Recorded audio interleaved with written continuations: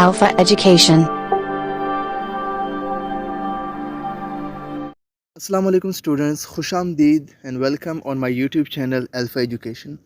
तो स्टूडेंट्स, आज के इस लेक्चर में हम इंग्लिश लिटरेचर के पोइट्री के सेक्शन में एक पोएम पढ़ने वाले हैं जिस पोएम का टाइटल है ड्रीम्स, और ये पोएम लिखी है लैंगस्टन ह्यूज़ ने।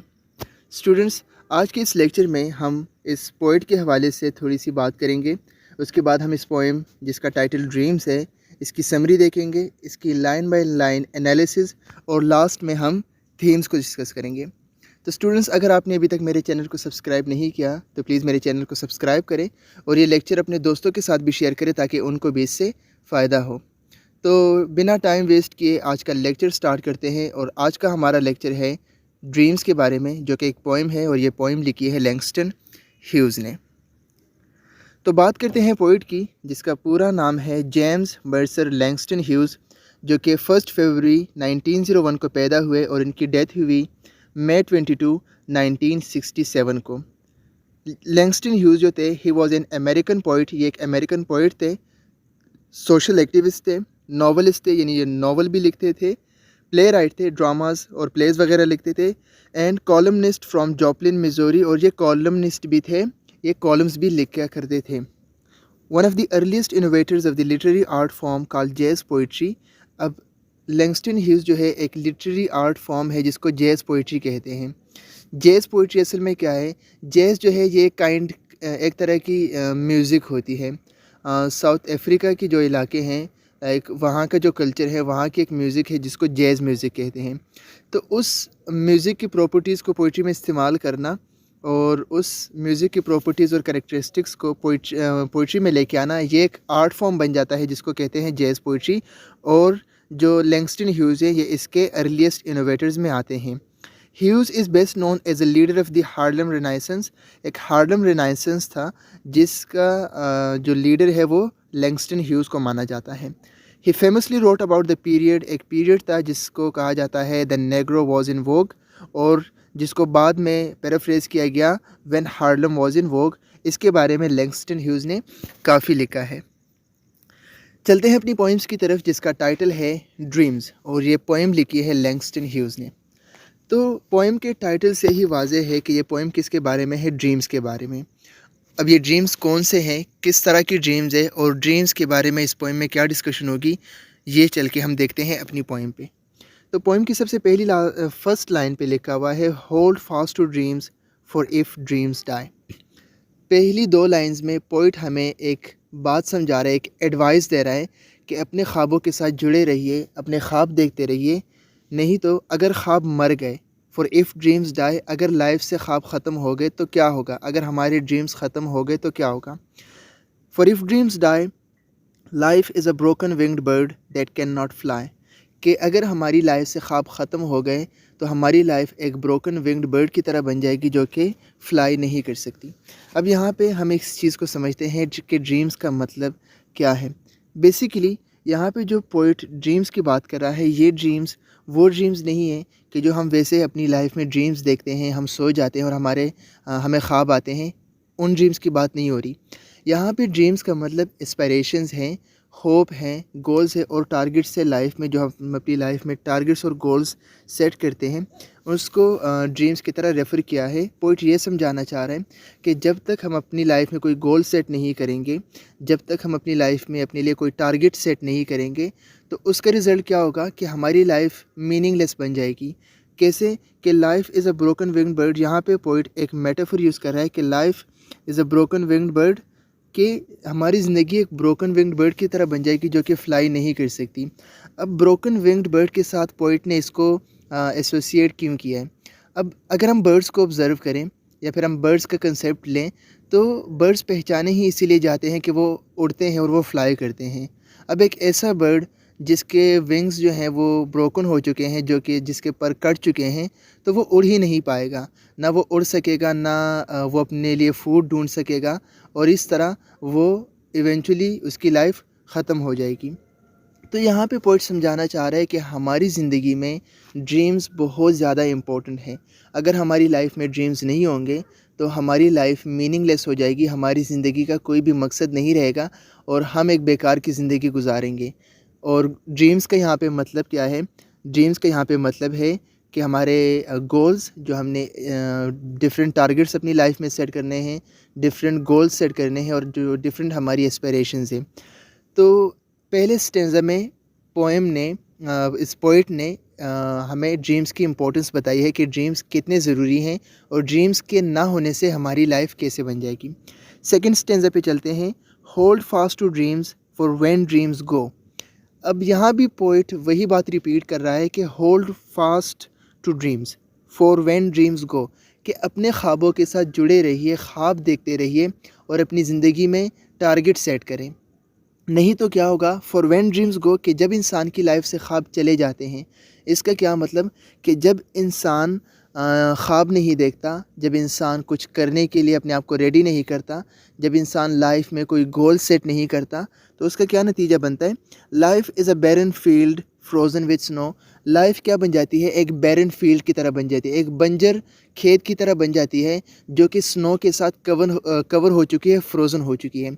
अब यहाँ पे पोइट ने दूसरा मेटाफर यूज़ किया है लाइफ को कंपेयर करने के लिए, कि वो लाइफ में जिसमें ड्रीम्स नहीं होते, वो ज़िंदगी जिसमें ख्वाब नहीं होते, जिसमें बड़े बड़े टारगेट्स नहीं होते, बड़े बड़े गोल्स नहीं होते, वो ज़िंदगी कैसी होती है? वो एक बैरन फील्ड की तरह होती है।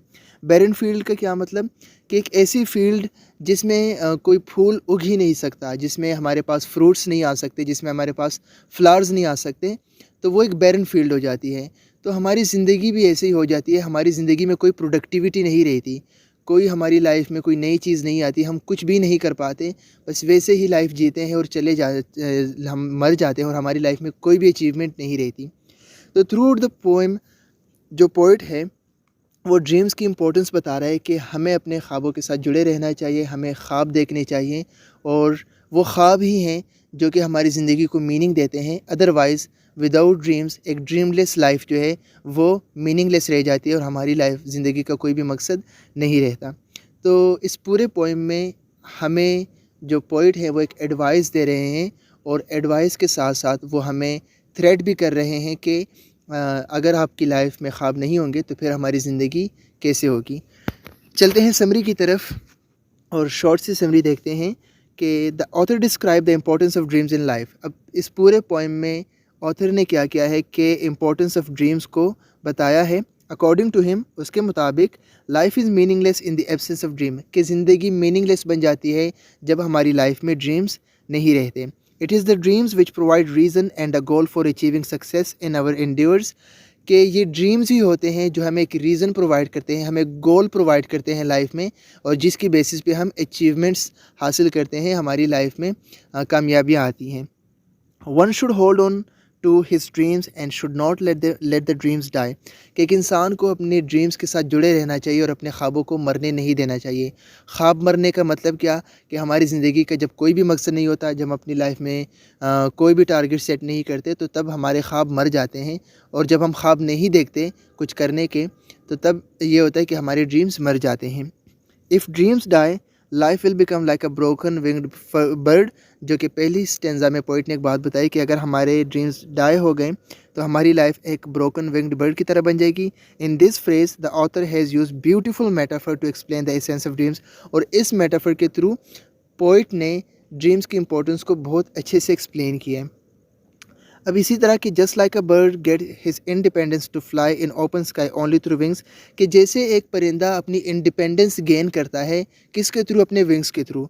लेकिन अगर उसके विंग्स नहीं होंगे, without these wings birds fly नहीं कर सकते, वो मूव नहीं कर सकते, वो अपनी डेस्टिनेशंस पे नहीं जा सकते, और इवेंचुअली क्या होता है? वो डाई कर जाता है और वो ख़त्म हो जाता है। इसी तरह जब इंसान भी अपनी ज़िंदगी में ख्वाब नहीं देखता, जब इंसान भी अपनी लाइफ में कुछ करने के लिए अपना एक माइंडसेट नहीं बनाता, जब वो बड़े अचीवमेंट्स के लिए ख्वाब नहीं देखता, कोई बड़े टारगेट्स, कोई बड़े गोल सेट नहीं करता, तो वो भी ऐसे ही एक बेकार की ज़िंदगी गुजारता है और आखिर में वो मर जाता है।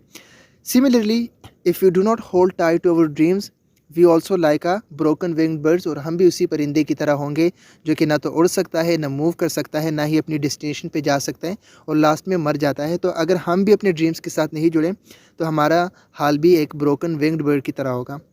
The dreamless creature means no goal, जिस क्रिएचर के ड्रीम्स नहीं होते उसकी लाइफ में कोई गोल नहीं होता और ना ही कोई ऑब्जेक्टिव होता है। It would be like living life just for the sake living, dreams provide the essence to our living. और ये ऐसे ही होगा कि हम ज़िंदगी जी रहे हैं सिर्फ जीने के लिए और ज़िंदगी से कोई मज़ा नहीं ले रहे, और ड्रीम्स ही हैं जो कि ज़िंदगी को असल मानी देते हैं और ज़िंदगी को असल मीनिंग देते हैं। थीम्स पे चलते हैं। इस पोएम के कुछ इंपॉर्टेंट थीम्स हैं जिसको डिस्कस करते हैं। जो ये वो थीम्स हैं जो कि पोएम पढ़ने के बाद हमारे माइंड में आते हैं कि कौन कौन से मेजर आइडियाज़ हैं जो हमने इस पोएम से ली। सबसे पहली चीज़ क्या है, the importance of dreams through out the poem. Poet ने हमें ड्रीम्स की इम्पोर्टेंस के बारे में बताया है, the consequences of losing dream. और बाद में उन्होंने ये भी बताया कि अगर हमारी लाइफ में ड्रीम्स नहीं हैं तो उसके क्या कंसिक्वेंसेस आएंगे, जहाँ पे उन्होंने दो मेटाफर यूज़ किए, ब्रोकन विंग्ड बर्ड और बैरन फील्ड फ्रोज़न विद स्नो, के उन दोनों चीज़ों के साथ कंपेयर किया है कि अगर ड्रीम्स नहीं होंगे, लूजिंग ड्रीम्स के जो कंसिक्वेंसेस हैं वो कैसे होंगे। फिर पावर ऑफ इमेजिनेशन है। पावर ऑफ इमेजिनेशन ये यानी इमेजिनेशन की बेस पे ही हम बड़े बड़े ख्वाब देखते हैं। कभी कभार इंसान की लाइफ में कुछ ऐसे ख्वाब होते हैं, कुछ ऐसे गोल्स होते हैं जो कि रियलिटी में कंप्लीट नहीं हो सकते, तो फिर हम अपने ड्रीम्स के थ्रू उन ख्वाबों को पूरा करते हैं।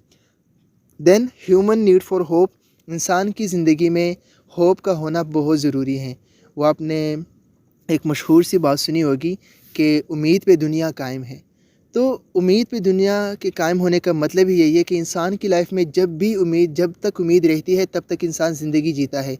जब भी इंसान के लाइफ से उम्मीद ख़त्म हो जाती है तो इंसान की ज़िंदगी भी उसी टाइम पे ख़त्म हो जाती है। और उम्मीदें कहाँ से आती हैं, जब हम बड़े बड़े ख्वाब देखते हैं और वहीं से हमें होप्स मिलते हैं।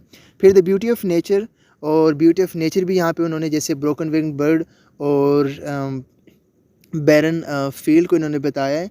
लेकिन अगर हम उनकी बिल्कुल नेचुरल ब्यूटी को देखें तो बर्ड्स की नेचुरल ब्यूटी कुछ और तरह से है और फील्ड्स की नेचुरल ब्यूटी कुछ और तरह से है। The importance of self belief. अब जब एक इंसान की सेल्फ बिलीफ होती है, जब वो ख़ुद पे यकीन रखता है, तभी वो बड़े बड़े ख्वाब देख सकता है, तभी वो ड्रीम्स देख सकता है कुछ करने के लिए और कोई गोल्स अचीव करने के लिए। तो जब इंसान ख़ुद पे यकीन करता है तो तभी वो ड्रीम्स देख पाता है। फिर सिग्निफिकेंस ऑफ क्रिएटिविटी है। ड्रीम्स का और क्रिएटिविटी का बहुत डीप कंसर्न है। तो ये भी कुछ थीम्स थी इस पोएम के हवाले से, जो कि यहाँ पे हमने लास्ट में डिस्कस की। तो ये था आज का lecture students. Thanks for watching this lecture. और अगर लेक्चर की समझ आई हो, इस पोएम की समझ आई हो, तो प्लीज़ मेरे चैनल को सब्सक्राइब करें। चूँकि आपकी एक सब्सक्रिप्शन से कोई चार्जेस नहीं आते, लेकिन मुझे बहुत हौसला मिलता है कि मैं मज़ीद आपके लिए लेक्चर्स अपलोड करूं और इसी तरह आपकी हेल्प करता रहूं और अपनी नॉलेज आप लोगों के साथ शेयर करता रहूं। तो thank you so much. Video को लाइक करें, फ्रेंड्स के साथ शेयर करें और अपना ढेर सारा ख्याल रखें। अल्लाह की अमान में, फ़ी अमानिल्लाह।